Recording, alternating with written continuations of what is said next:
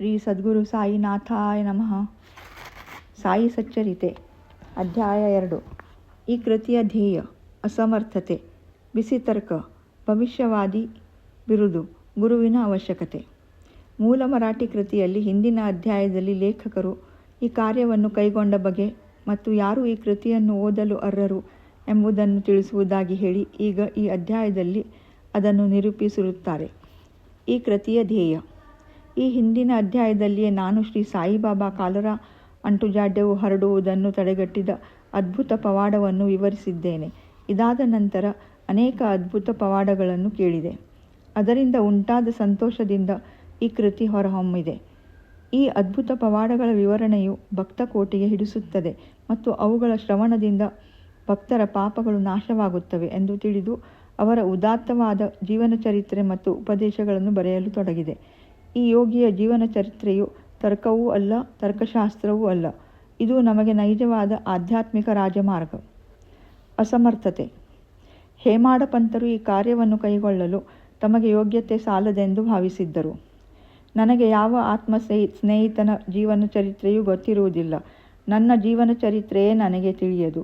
ಹೀಗಿರುವಾಗ ಓರ್ವ ಮಹಾಯೋಗಿಯ ಜೀವನ ಚರಿತ್ರೆ ಬರೆಯಲು ಸಾಧ್ಯವೇ? ಅವರ ಅವತಾರವನ್ನು ವಿವರಿಸಲು ಶಕ್ಯನೇ?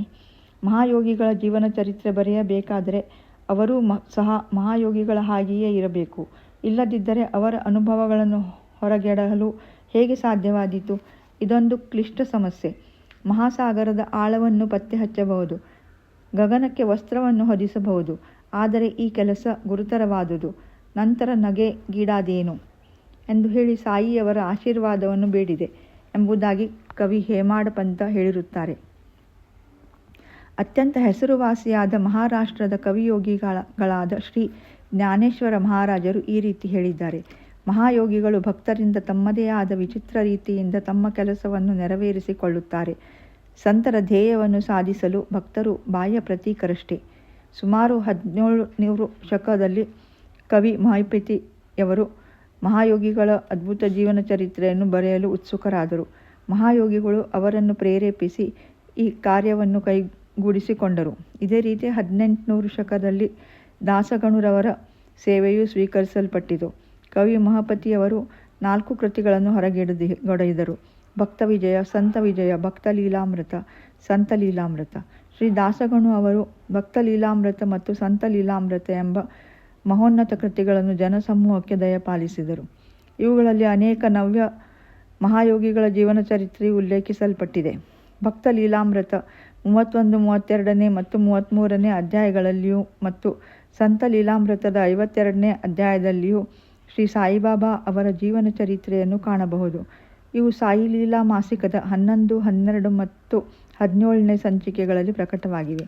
ಇದೇ ರೀತಿ ಶ್ರೀ ಸಾಯಿಬಾಬಾ ಅವರ ಅದ್ಭುತ ಲೀಲೆಗಳನ್ನು ಶ್ರೀಮತಿ ಸಾವಿತ್ರಿಬಾಯಿ ರಘುನಾಥ್ ತೆಂಡೂಲ್ಕರ್ ಅವರು ಚಿಕ್ಕದಾದ ಅಚ್ಚುಕಟ್ಟಾದ ಶ್ರೀ ಸಾಯಿನಾಥ್ ಭಜನ್ಮಾಲಾ ಎಂಬ ಪುಸ್ತಕದಲ್ಲಿ ಬಹಳ ಚೆನ್ನಾಗಿ ವಿವರಿಸಿದ್ದಾರೆ.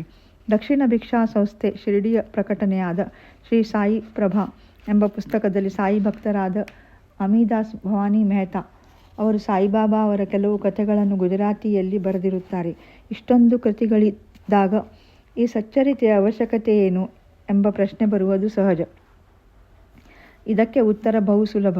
ಶ್ರೀ ಸಾಯಿಬಾಬಾ ಅವರ ಜೀವನವು ಮಹಾಸಾಗರದಷ್ಟು ವಿಶಾಲವೂ ಮತ್ತು ಆಳವೂ ಆಗಿದೆ. ಯಾರು ಬೇಕಾದರೂ ಮಹಾಸಾಗರದಲ್ಲಿ ಮುಳುಗಿ ಜ್ಞಾನ ಮತ್ತು ಭಕ್ತಿ ಎಂಬ ಅನರ್ಘ್ಯ ರತ್ನಗಳನ್ನು ತೆಗೆದು ಭಕ್ತ ಕೋಟಿಗೆ ಹಂಚಬಹುದು. ಇವರ ಕಥೆಗಳು, ಉಪದೇಶಗಳು ಮತ್ತು ನೀತಿಪಾಠಗಳು ಬಹಳ ಅದ್ಭುತವಾಗಿವೆ. ಯಾರು ದುಃಖದಿಂದ ನೊಂದಿರುತ್ತಾರೆಯೋ, ಪ್ರಾಪಂಚಿಕ ಜೀವನದಲ್ಲಿ ಜಿಗುಪ್ಸೆ ಹೊಂದಿರುತ್ತಾರೆಯೋ ಅಂಥವರಿಗೆ ಇವು ಶಾಂತಿ ಮತ್ತು ಸಂತೋಷವನ್ನು ನೀಡುತ್ತವೆ. ಪ್ರಾಪಂಚಿಕ ಮತ್ತು ಪಾರಮಾರ್ಥಿಕ ವಿಷಯಗಳಲ್ಲಿ ಅವರಿಗೆ ಜ್ಞಾನವನ್ನು, ಅರಿವನ್ನು ಉಂಟು ಮಾಡುತ್ತವೆ. ವೇದಗಳಂತೆ ಅಭಿರುಚಿ ಹಾಗೂ ಬೋಧಪ್ರದವಾದ ಶ್ರೀ ಸಾಯಿಬಾಬಾ ಅವರ ಉಪದೇಶಗಳನ್ನು ಯಾರು ಶ್ರದ್ಧೆಯಿಂದ ಕೇಳುತ್ತಾರೆಯೋ ಅವರ ಅಭೀಷ್ಟಗಳು ಸಿದ್ಧಿಸುವವು. ಈ ಕಥೆಗಳನ್ನು ಸಂಗ್ರಹಿಸಿ ಇಡುವುದೇ ನನ್ನ ಮುಖ್ಯೋಪಾಸನೆ. ಶ್ರೀ ಸಾಯಿಬಾಬಾ ಅವರ ದರ್ಶನವನ್ನು ಯಾರಿಗೆ ಪಡೆಯಲು ಆಗಲಿಲ್ಲವೋ ಅಂಥವರಿಗೆ ಈ ಕೃತಿ ಸಂತೋಷವನ್ನು ದೊರಕಿಸುತ್ತದೆ. ಆದ್ದರಿಂದ ಈ ಕಾರ್ಯದಲ್ಲಿ ನಾನು ಅನುವಾದೆ. ನಾನು ನನ್ನದು ಎಂಬ ಅಹಂಕಾರವನ್ನು ಅವರ ದಿವ್ಯ ಚರಣಾರವಿಂದಗಳಲ್ಲಿ ಅರ್ಪಿಸಿರುತ್ತೇನೆ. ಆದ್ದರಿಂದ ದಾರಿ ಈಗ ಸುಗಮವಾಗಿದೆ ಎಂದು ಭಾವಿಸಿದ್ದೇನೆ. ಅವರು ನನಗೆ ಇಹಪರ ಗಳೆರಡರಲ್ಲಿಯೂ ಸಂತೋಷವನ್ನು ದೊರಕಿಸಿಕೊಡುತ್ತಾರೆ ಎಂದೇ ನನ್ನ ಅಚಲ ನಂಬಿಕೆ. ನಾನೇ ಸ್ವತಃ ಬಾಬಾ ಅವರ ಅಪ್ಪಣೆ ಪಡೆಯಲಿಲ್ಲ. ಆದುದರಿಂದ ಅವರ ಆತ್ಮೀಯ ಸಖರಾದ ಮಾಧವರಾವ್ ದೇಶಪಾಂಡೆ ಶ್ಯಾಮ ಅವರನ್ನು ನನ್ನ ಪರವಾಗಿ ಮಾತಾಡಲು ಬೇಡಿಕೊಂಡೆನು. ಅವರು ವಿಚಾರವನ್ನು ಬಾಬಾ ಅವರಿಗೆ, ಈ ಅಣ್ಣಾ ಸಾಹೇಬರು ನಿಮ್ಮ ಜೀವನ ಚರಿತ್ರೆ ಬರೆಯಲು ಉತ್ಸುಕರಾಗಿದ್ದಾರೆ. ನಾನು ಬಡ ಫಕೀರ, ನನ್ನ ಜೀವನ ಚರಿತ್ರೆಯ ಅವಶ್ಯಕತೆ ಇಲ್ಲ ಎಂದು ದಯವಿಟ್ಟು ಹೇಳಬೇಡಿ. ನೀವು ಒಪ್ಪಿದರೆ ಅವರು ಬರೆಯಲು ಅನುವಾಗುತ್ತಾರೆ. ತಮ್ಮ ಚರಣ ಸೇವಾ ಬಲವೇ ಈ ಕೆಲಸವನ್ನು ಪೂರ್ತಿ ಮಾಡಿಸಿಕೊಳ್ಳುತ್ತದೆ. ನಿಮ್ಮ ಒಪ್ಪಿಗೆ ಮತ್ತು ಆಶೀರ್ವಾದವಿಲ್ಲದೆ ಯಾವ ಕಾರ್ಯವೂ ಯಶಸ್ವಿಯಾಗಿ ಮುಗಿಯಲಾರದು ಎಂದು ತಿಳಿಸಿದರು. ಆಗ ಬಾಬಾ ಅವರ ಮನ ಕರಗಿ ನನ್ನ ಮಸ್ತಕದ ಮೇಲೆ ಅಭಯ ಹಸ್ತ ಇಟ್ಟು ಉದಿ ನೀಡಿ ಆಶೀರ್ವದಿಸಿ, ನನ್ನ ಕಥೆಗಳನ್ನು ಮತ್ತು ಅನುಭವಗಳನ್ನು ಸಂಗ್ರಹ ಮಾಡು, ಟಿಪ್ಪಣಿಗಳನ್ನಿಡು, ನಾನು ಸಹಾಯ ಮಾಡುತ್ತೇನೆ. ನೀನು ಕೇವಲ ಬಾಹ್ಯ ಪ್ರತೀಕ. ನಾನೇ ನನ್ನ ಜೀವನ ಚರಿತ್ರೆಯನ್ನು ಬರೆದು ಭಕ್ತರ ಅಭಿಲಾಷೆಗಳನ್ನು ಈಡೇರಿಸುತ್ತೇನೆ. ಅಹಂಕಾರವನ್ನು ತೊರೆದು ನನ್ನ ಪಾದಾರವಿಂದಗಳನ್ನು ಆಶ್ರಯಿಸು. ಯಾರು ತಮ್ಮ ಜೀವಿತದಲ್ಲಿ ಈ ರೀತಿ ವರ್ತಿಸುತ್ತಾರೆಯೋ ಅವರಿಗೆ ಸಹಾಯ ಮಾಡುತ್ತೇನೆ. ಯಾವಾಗ ನೀನು ಅಹಂಕಾರವನ್ನು ತ್ಯಜಿಸುವೆಯೋ ಆಗ ನಾನು ನಿನ್ನ ಒಳಹೊಕ್ಕು ನನ್ನ ಜೀವನ ಚರಿತ್ರೆಯನ್ನು ಸ್ವತಃ ಬರೆಯುತ್ತೇನೆ. ನನ್ನ ಕಥೆ ಮತ್ತು ಉಪದೇಶಗಳನ್ನು ಕೇಳುವುದರಿಂದ ಭಕ್ತರ ಹೃದಯದಲ್ಲಿ ನಂಬಿಕೆ ಉಂಟಾಗುತ್ತದೆ. ಆಗ ಅವರು ಸ್ವಾನುಭವ ಮತ್ತು ಪರಮ ಸುಖವನ್ನು ಹೊಂದುತ್ತಾರೆ. ಆದರೆ ತಮ್ಮದೇ ಆದ ರೀತಿಯನ್ನು ಪ್ರತಿಪಾದಿಸಬಾರದು. ಬೇರೆಯವರ ಸಲಹೆ ತಿರಸ್ಕರಿಸಬಾರದು. ನ್ಯಾಯದ ತರ್ಕ ವಿಚಾರ ಮಾಡಕೂಡದು ಎಂದು ಹೇಳಿದರು. ಈಗ ನನಗೆ ಹೇಮಾಡ್ ಪಂಥ ಎಂಬ ಹೆಸರು ಹೇಗೆ ದೊರಕಿತು ಎಂಬುದನ್ನು ಹೇಳುತ್ತೇನೆ. ನಾನು ಕಾಕಾ ಸಾಹೇಬ್ ದೀಕ್ಷಿತ್ ಮತ್ತು ನಾನಾ ಸಾಹೇಬ್ ಚಾಂದೋರ್ಕರ್ ಬಹಳ ಆತ್ಮೀಯ ಸ್ನೇಹಿತರು. ಇವರು ನನ್ನನ್ನು ಶಿರಡಿಗೆ ಹೋಗಿ ಬಾಬಾ ಅವರ ದರ್ಶನ ಪಡೆದು ಬರುವಂತೆ ಒತ್ತಾಯಪಡಿಸಿದರು. ನಾನು ಮಾತು ಕೊಟ್ಟೆನು. ಆದರೆ ಕಾರಣಾಂತರಗಳಿಂದ ಹೋಗಲಾಗಲಿಲ್ಲ. ಲೋನಾವಳದಲ್ಲಿ ನನ್ನ ಸ್ನೇಹಿತರೊಬ್ಬರ ಮಗನಿಗೆ ಬಹಳ ಕಾಯಿಲೆಯಾಗಿತ್ತು. ಯಾವ ಔಷಧಿಗಳಿಂದಲೂ ಪ್ರಯೋಜನ ಆಗಲಿಲ್ಲ. ಗುರುಗಳನ್ನು ಕರೆಯಿಸಿ ಅವರನ್ನು ಮಗನ ಹಾಸಿಗೆಯ ಬಳಿ ಕೂರಿಸಿದರು. ಅದರಿಂದಲೂ ಪ್ರಯೋಜನವಾಗಲಿಲ್ಲ. ಇದನ್ನು ಕೇಳಿ ನನ್ನ ಗುರುವಿನ ಪ್ರಯೋಜನವಾದರೂ ಏನು? ಗುರುವಿನ ಸಹಾಯದಿಂದ ಏನೊಂದು ಸಾಧ್ಯವಾಗದೇ ಇದ್ದರೆ ನಾನು ಶಿರಡಿಗೆ ಏಕೆ ಹೋಗಬೇಕು ಎಂದನಿಸಿತು. ಈ ರೀತಿ ಯೋಚಿಸುತ್ತಾ ನನ್ನ ಶಿರಡಿ ಪ್ರಯಾಣವನ್ನು ಮುಂದೂಡಿದೆನು. ಆದರೆ ಅನಿವಾರ್ಯವಾದದ್ದು ಆಗಲೇಬೇಕು. ನನ್ನ ವಿಷಯದಲ್ಲಿಯೂ ಈ ರೀತಿಯಾಯಿತು. ಪ್ರಾಂತಾಧಿಕಾರಿಯಾದ ನಾನಾ ಸಾಹೇಬರು ಬಾಸಿನ್ನಿಗೆ ಪ್ರಯಾಣ ಬೆಳೆಸಿದ್ದರು. ಠಾಣಾದಿಂದ ದಾದರಿಗೆ ಬಂದು ಬಾಸಿನ್ ಗಾಡಿಗೆ ಕಾಯುತ್ತಿದ್ದರು. ಅಷ್ಟರಲ್ಲಿ ಬಾಂದ್ರಾಗೆ ಹೋಗುವ ಲೋಕಲ್ ಬಂದಿತು. ಆಗ ಅವರು ಬಾಂದ್ರಾಕ್ಕೆ ಬಂದು ನನ್ನನ್ನು ಕರೆಯಿಸಿ ಶಿರಡಿ ಪ್ರಯಾಣವನ್ನು ಮುಂದೂಡಿದುದಕ್ಕೆ ತರಾಟೆಗೆ ತೆಗೆದುಕೊಂಡರು. ಆಗ ಅದೇ ರಾತ್ರಿ ಶಿರಡಿಗೆ ಹೋಗಲು ನಿರ್ಧರಿಸಿದನು. ದಾದರಿಗೆ ಹೋಗಿ ಅಲ್ಲಿಂದ ಮನಮಾಡ ಗಾಡಿಯನ್ನು ಹಿಡಿಯಲೆಂದು ದಾದರಿಗೆ ಹೊರಟೆ. ಇನ್ನೇನು ರೈಲು ಹೊರಡುವುದರಲ್ಲಿತ್ತು.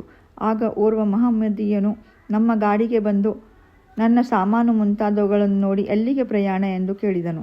ಶಿರಡಿಗೆ ಎಂದು ಉತ್ತರಿಸಲು ಅವನು, ನೀವು ಸೀದಾ ಬೋರಿ ಬಂದರಿಗೆ ಹೋಗಿ ಅಲ್ಲಿಂದ ಮನಮಾಡ್ ಮೇಲೆ ಹಿಡಿಯಿರಿ. ದಾದರಿನಲ್ಲಿ ಇಳಿಯಬೇಡಿ. ಅಲ್ಲಿ ಮನ್ಮಾಡ್ ಮೇಲೆ ನಿಲ್ಲುವುದಿಲ್ಲ ಎಂದನು. ಈ ಘಟನೆ ನಡೆಯದಿದ್ದರೆ ನನ್ನ ಅಭಿಲಾಷೆ ಪ್ರಕಾರ ನಾನು ಮರುದಿನ ಶಿರಡಿ ತಲುಪಲಾಗುತ್ತಿರಲಿಲ್ಲ. ಅದೃಷ್ಟ ಬಲದಿಂದ ಶಿರಡಿಯನ್ನು ಮರುದಿನ ಮುಂಜಾನೆ 9 ಗಂಟೆಗೆ ಸೇರಿದೆ. ಶ್ರೀ ಕಾಕಾ ಸಾಹೇಬ್ ದೀಕ್ಷಿತ್ ಕಾಕಾ ನನಗಾಗಿ ಕಾದಿದ್ದರು. ಇದು ನಡೆದಿದ್ದು ಸುಮಾರು 1910ರಲ್ಲಿ. ಆಗ ಶಿರಡಿಯಲ್ಲಿ ಯಾತ್ರಿಕರಿಗೆ ತಂಗಲು ಇದ್ದ ಧರ್ಮಶಾಲೆ ಎಂದರೆ ಸಾಠೇವಾಡ ಒಂದೇ. ಬಂದ ತಕ್ಷಣವೇ ಬಾಬಾ ಅವರ ದರ್ಶನವನ್ನು ಪಡೆಯಲು ಮನಸ್ಸು ಹಾತೊರೆಯುತ್ತಿತ್ತು. ಆಗ ತಾನೇ ತಾತ್ಯಾ ಸಾಹೇಬ್ ನೂಲ್ಕರರು ಮಸೀದಿಯಿಂದ ಹಿಂದಿರುಗಿ ಬಂದು, ಬಾಬಾ ಈಗ ವಾಡಾದ ಮೂಲೆಯ ಹತ್ತಿರ ಇದ್ದಾರೆ. ಮೊದಲು ಹೋಗಿ ಅಲ್ಲಿ ದರ್ಶನ ಪಡೆಯಿರಿ. ಸ್ನಾನವಾದ ನಂತರ ಆರಾಮವಾಗಿ ಮಸೀದಿಯಲ್ಲಿ ದರ್ಶನ ಪಡೆಯಿರಿ ಎಂದು ಹೇಳಿದರು. ಇದನ್ನು ಕೇಳಿ ಬಾಬಾ ಅವರ ಕಡೆಗೆ ಬಂದೆ. ನನ್ನ ಸಂತೋಷಕ್ಕೆ ಪಾರವಿಲ್ಲದಾಯಿತು. ಅವರು ಹೇಳಿದುದಕ್ಕಿಂತ ಮಿಗಿಲಾದುದನ್ನು ಕಂಡೆನು. ನನ್ನ ಇಂದ್ರಿಯಗಳೆಲ್ಲವೂ ತೃಪ್ತಿಗೊಂಡೆವು. ಹಸಿವು ನೀರಡಿಕೆ ದೂರವಾದವು. ಶ್ರೀ ಬಾಬಾ ಅವರ ಚರಣಾರವಿಂದಗಳ ಸ್ಪರ್ಶವಾದ ಕೂಡಲೇ ನಾನು ಪುನರ್ಜನ್ಮ ಹೊಂದಿದಂತಾಯಿತು. ಶ್ರೀಯವರ ದರ್ಶನ ಪಡೆಯಲು ಪ್ರೇರೇಪಿಸಿದವರನ್ನು ಸ್ಮರಿಸಿಕೊಂಡೆನು. ನಾನು ಅವರನ್ನು ನಿಜವಾದ ಬಂಧುಗಳೆಂದೇ ಭಾವಿಸಿದ್ದೇನೆ. ಅವರನ್ನು ನೆನೆದು ಮನದಲ್ಲಿ ಪ್ರಾರ್ಥಿಸುತ್ತೇನೆ. ಶ್ರೀ ಬಾಬಾ ಅವರ ದರ್ಶನದಲ್ಲಿ ಒಂದು ವಿಚಿತ್ರ ಶಕ್ತಿ ಅಡಗಿದೆ. ನನ್ನ ಅಭಿಪ್ರಾಯದಲ್ಲಿ ಅವರ ದರ್ಶನದಿಂದ ನಮ್ಮ ಭಾವನೆಗಳೆಲ್ಲವೂ ಬದಲಾಗುತ್ತವೆ. ನಮ್ಮ ಪೂರ್ವ ಕರ್ಮಗಳೆಲ್ಲ ಸವೆದು ಕ್ರಮೇಣ ಪ್ರಾಪಂಚಿಕ ವಸ್ತುಗಳ ಕಡೆಗೆ ವೀತರಾಗ ಉಂಟಾಗುತ್ತದೆ. ಮೋಹ ಕಡಿಮೆಯಾಗುತ್ತದೆ. ನಮ್ಮ ಪೂರ್ವಜನ್ಮದ ಪುಣ್ಯಗಳ ಫಲದಿಂದ ಮಾತ್ರವೇ ನಮಗೆ ಅವರ ದರ್ಶನ ಸಾಧ್ಯ. ನೀವು ಶ್ರೀ ಸಾಯಿಬಾಬಾರವರನ್ನು ನೋಡಿದರೆ ನಿಜವಾಗಿಯೂ ಪ್ರಪಂಚವೇ ಸಾಯಿಬಾಬಾರಂತೆ ಕಾಣುವುದು. ಬಿಸಿ ತರ್ಕ. ನಾನು ಶಿರಡಿಗೆ ಬಂದ ದಿನವೇ ಗುರುವಿನ ಅಗತ್ಯದ ಬಗ್ಗೆ ನನಗೂ ಬಾಳಾಸಾಹೇಬ್ ಭಾಟೆಯವರಿಗೂ ದೊಡ್ಡ ಚರ್ಚೆ ನಡೆಯಿತು. ನಮ್ಮ ಸ್ವತಂತ್ರತೆಯನ್ನೇಕೆ ಬಿಡಬೇಕು? ಪರರಿಗೇಕೆ ದಾಸರಾಗಬೇಕು? ಗುರುವಿನ ಅಗತ್ಯವೇನು? ನಮ್ಮ ಕರ್ತವ್ಯವನ್ನು ನಾವು ಮಾಡಬೇಕು. ನಮ್ಮನ್ನು ನಾವು ಕಾಪಾಡಿಕೊಳ್ಳಲು ಶ್ರಮಿಸಬೇಕು. ಸುಮ್ಮನೆ ಜಾಡ್ಯತನದಿಂದ ಕುಳಿತು ನಿದ್ರೆ ಮಾಡುವುದರಿಂದೇನು ಪ್ರಯೋಜನ ಎಂದು ನನ್ನ ವಾದ. ವಿಧಿ ಏನು ಸಂಭವಿಸಬೇಕೋ ಅದು ಸಂಭವಿಸಿಯೇ ತಿರುತ್ತದೆ. ಅನೇಕ ಮಹಾತ್ಮರು ಸಹ ಅನುಭವಿಸಿದ್ದಾರೆ. ನಾವೊಂದು ಬಗೆದರೆ ದೈವವೊಂದು ಬಗೆಯುತ್ತದೆ. ನಿನ್ನ ಬುದ್ಧಿವಂತಿಕೆಯನ್ನು ಬದಿಗೆ ತಳ್ಳು. ನಿನ್ನ ಅಹಂಕಾರ ನಿನಗೆ ಸಹಾಯವಾಗಲಾರದು ಎಂದು ಭಾಟೆಯವರ ವಾದ. ಈ ರೀತಿ ಚರ್ಚೆ 1 ಗಂಟೆ ಕಾಲ ನಡೆಯಿತು. ಆದರೂ ಯಾವುದೊಂದು ನಿಲುವಿಗೂ ಬರಲಾಗಲಿಲ್ಲ. ಇದರಿಂದ ನನ್ನ ಮನಸ್ಸಿಗೆ ನೆಮ್ಮದಿ ಇರಲಿಲ್ಲ. ಅನಂತರ ನಾವು ಇತರರೊಡನೆ ಮಸೀದಿಗೆ ಹೊರಟೆವು. ಆಗ ಬಾಬಾರವರು ಕಾಕಾ ಸಾಹೇಬರನ್ನು ಕುರಿತು ಸಾಠೇವಾಡದಲ್ಲಿ ಏನು ನಡೆಯಿತು? ಚರ್ಚೆಯ ವಿಷಯವೇನು? ನನ್ನ ಕಡೆಗೆ ನೋಡಿ ಈ ಹೇಮಾಡ ಪಂಥ ಏನು ಹೇಳುತ್ತಾನೆ ಎಂದು ಕೇಳಿದರು. ಈ ಮಾತುಗಳನ್ನು ಕೇಳಿ ನನಗೆ ವಿಸ್ಮಯವಾಯಿತು. ನಾವು ವಾದ ಮಾಡುತ್ತಿದ್ದ ಸಾಠೇವಾಡ ಮಸೀದಿಯಿಂದ ದೂರದಲ್ಲಿತ್ತು. ಅವರು ಸರ್ವಜ್ಞರಲ್ಲದಿದ್ದ ಪಕ್ಷದಲ್ಲಿ ಈ ವಿಚಾರವನ್ನು ಹೇಗೆ ತಿಳಿಯಲು ಸಾಧ್ಯ? ಭವಿಷ್ಯವಾದಿ ಬಿರುದು. ಶ್ರೀ ಸಾಯಿಬಾಬಾರವರು ನನ್ನನ್ನು ಹೇಮಾಡ ಪಂಥ ಎಂದು ಸಂಬೋಧಿಸುವುದಕ್ಕೆ ಎಂಬ ಯೋಚನೆ ನನ್ನಲ್ಲಿ ಮೂಡಿತು. ಈ ಪದದ ಮೂಲ ಹೇಮಾದ್ರಿ ಪಂಥ. ಹೇಮಾದ್ರಿ ಪಂಥರವರು ಯಾದವ ಕುಲದ ದೇವಗಿರಿ ಮಹಾರಾಜರಾದ ಮಹಾದೇವ ಮತ್ತು ರಾಮದೇವರಾಜರಿಗೆ ಮಂತ್ರಿಯಾಗಿದ್ದರು. ವಿದ್ಯಾವಂತರು, ಸದ್ಗುಣ ಸಂಪನ್ನರು ಆಗಿ ಚತುರ್ವರ್ಗ ಚಿಂತಾಮಣಿ, ರಾಜ್ಯ ಪ್ರಶಸ್ತಿ ಮುಂತಾದ ಗ್ರಂಥಗಳ ಕರ್ತೃಗಳಾಗಿದ್ದರು. ನವರೀತಿಯ ಲೆಕ್ಕದ ವಿಧಾನಗಳನ್ನು ಕಂಡುಹಿಡಿದಿದ್ದರು. ಮೂಡಿ ಲಿಪಿಯನ್ನು ಸೃಷ್ಟಿಸಿದವರು. ನಾನಾದರೂ ಇದಕ್ಕೆಲ್ಲ ತದ್ವಿರುದ್ಧ, ಸಾಮಾನ್ಯ ಮಾನವ. ಆದುದರಿಂದ ನನಗೇಕೆ ಈ ಬಿರುದನ್ನು ದಯಪಾಲಿಸಿದರು ಎನಿಸಿತು. ಅರ್ಥವಾಗಲಿಲ್ಲ. ಕೂಲಂಕಷವಾಗಿ ವಿಚಾರ ಮಾಡತೊಡಗಿದೆ. ಆಗ ಈ ಬಿರುದು ಕೊಟ್ಟಿರುವುದು ನನ್ನ ಅಹಂಕಾರ ನಿರ್ಮೂಲನಕ್ಕಾಗಿ ಎಂದು ಮನಗಂಡೆನು. ಮತ್ತು ಚರ್ಚೆಯಲ್ಲಿದ್ದು ನನ್ನ ಬುದ್ಧಿವಂತಿಕೆಗೆ ಕೊಟ್ಟ ಸನ್ಮಾನ ಎಂದು ತಿಳಿದುಕೊಂಡೆನು. ಮುಂದಿನ ಕಥೆಯನ್ನು ಪರೀಕ್ಷಿಸಿದರೆ ಬಾಬಾರವರು ಹೇಮಾಡ ಪಂಥ ಎಂದು ಕರೆದುದು ನಿಜವಾಗಿಯೂ ಮಹತ್ವವಾದುದು ಮತ್ತು ಭವಿಷ್ಯವಾದಿಯಾದುದು ಎಂದು ಕಂಡುಬರುತ್ತದೆ. ಏಕೆಂದರೆ ಅವರು ತಮ್ಮ ಮುಪ್ಪಿನಲ್ಲಿ ಶ್ರೀ ಸಾಯಿ ಸಂಸ್ಥಾನದಲ್ಲಿ ಮೇಲ್ವಿಚಾರಣೆಯನ್ನು ನೋಡಿಕೊಳ್ಳುತ್ತಿದ್ದರು. ಲೆಕ್ಕಪತ್ರಗಳನ್ನು ಸಹ ಅವರೇ ನೋಡಿಕೊಳ್ಳುತ್ತಿದ್ದರು. ಆಧ್ಯಾತ್ಮಿಕ ವಿಷಯಗಳಾದ ಜ್ಞಾನ, ಭಕ್ತಿ, ವಿತರಾಗ, ಸ್ವಸಮರ್ಪಣೆ, ಆತ್ಮಜ್ಞಾನ ಮುಂತಾದವುಗಳನ್ನು ನಿರೂಪಿಸಿರುವ ಶ್ರೀ ಸಾಯಿ ಸಚ್ಚರಿತೆಯ ಲೇಖಕರೆಂದು ಪ್ರಸಿದ್ಧಿ ಪಡೆದರು. ಗುರುವಿನ ಅವಶ್ಯಕತೆ. ಹೇಮಾಡ ಪಂಥರು ಈ ವಿಚಾರವಾಗಿ ಯಾವುದೊಂದು ಟಿಪ್ಪಣಿಯನ್ನು ಸಹ ಇಟ್ಟಿರುವುದಿಲ್ಲ. ಆದರೆ ಕಾಕಾ ಸಾಹೇಬರು ಈ ವಿಷಯದ ಬಗ್ಗೆ ಈ ರೀತಿ ಹೇಳಿರುತ್ತಾರೆ. ಹೇಮಾಡ ಪಂಥರನ್ನು ಸಂಧಿಸಿದ ಮಾರನೆಯ ದಿನವೇ ಶ್ರೀ ಕಾಕಾ ಸಾಹೇಬ್ ದೀಕ್ಷಿತ್ರವರು ಶ್ರೀ ಬಾಬಾರವರಲ್ಲಿಗೆ ಹೋಗಿ, ನಾನು ಈಗ ಶಿರಡಿ ಬಿಡಬಹುದಲ್ಲವೇ ಎಂದು ಕೇಳಿದರು. ಆಗ ಅಲ್ಲಿದ್ದ ಕೆಲವರು ಎಲ್ಲಿಗೆ ಎಂದು ಕೇಳಲು ಬಾಬಾರವರು ಮೇಲಕ್ಕೆ ಎಂದರು. ಆಗ ಅಲ್ಲಿಯೇ ಇದ್ದ ಓರ್ವನು ದಾರಿ ಹೇಗಿದೆ ಎಂದು ಪ್ರಶ್ನಿಸಿದನು. ಬಾಬಾರವರು, ಅಲ್ಲಿಗೆ ಹೋಗಲು ಅನೇಕ ದಾರಿಗಳಿವೆ. ಇಲ್ಲಿಂದಲೂ ದಾರಿ ಇದೆ. ಆ ದಾರಿ ಬಹಳ ಕಠಿಣವಾದುದು. ದಾರಿಯಲ್ಲಿ ಹುಲಿ ಮತ್ತು ತೋಳಗಳಿವೆ ಎಂದರು. ಅದಕ್ಕೆ ನಾನು, ಕಾಕಾ ಸಾಹೇಬ್, ಬಾಬಾ ನಮ್ಮೊಂದಿಗೆ ಮಾರ್ಗದರ್ಶಕನನ್ನು ಕರೆದುಕೊಂಡು ಹೋದರೊಳಿತಲ್ಲವೇ ಎಂದು ಕೇಳಲು ಬಾಬಾರವರು, ಆಗ ಕಷ್ಟವಿಲ್ಲ. ಮಾರ್ಗದರ್ಶಕನು ಸುರಕ್ಷಿತವಾಗಿ ಉದ್ದೇಶಿತ ಸ್ಥಳಕ್ಕೆ ಕೊಂಡೊಯ್ಯುವನು. ಮಾರ್ಗದರ್ಶಕನಿಲ್ಲದಿದ್ದ ಪಕ್ಷದಲ್ಲಿ ದಾರಿಯಲ್ಲಿ ತೊಂದರೆಗೀಡಾಗುವ ಸಂಭವವಿದೆ ಎಂದು ಉತ್ತರಿಸಿದರು. ಈ ಉತ್ತರ ಅಲ್ಲಿಯೇ ಇದ್ದ ದಾಭೋಲ್ಕರ್ರವರ ಗುರುವಿನ ಅಗತ್ಯವಿದೆ ಎಂಬ ಪ್ರಶ್ನೆಗೆ ಉತ್ತರವಾಗಿದ್ದು ಅವರು ಯೋಚಿಸತೊಡಗಿದರು. ನೈಜವಾದ ಪಾರಮಾರ್ಥಿಕ ಜ್ಞಾನ ಸಂಪಾದನೆಗೆ ಗುರುವಿನ ಅವಶ್ಯಕತೆ ಇದೆ ಎಂದು ತಿಳಿದುಕೊಂಡರು. ಉದಾಹರಣೆ: ಅವತಾರ ರೂಪಿಗಳಾದ ಶ್ರೀಕೃಷ್ಣ, ಶ್ರೀರಾಮ ಇವರು ತಮ್ಮ ಸ್ವಾನುಭವಕ್ಕೋಸ್ಕರ ತಮ್ಮ ಗುರುಗಳಾದ ಸಾಂದೀಪನಿ ಮತ್ತು ವಸಿಷ್ಠರಿಗೆ ಶರಣಾಗತರಾಗಲಿಲ್ಲವೇ? ಓಂ ಶ್ರೀ ಸಾಯಿನಾಥಾಯ ನಮಃ. ಶ್ರೀ ಸಾಯಿ ಪ್ರಣಾಮ್.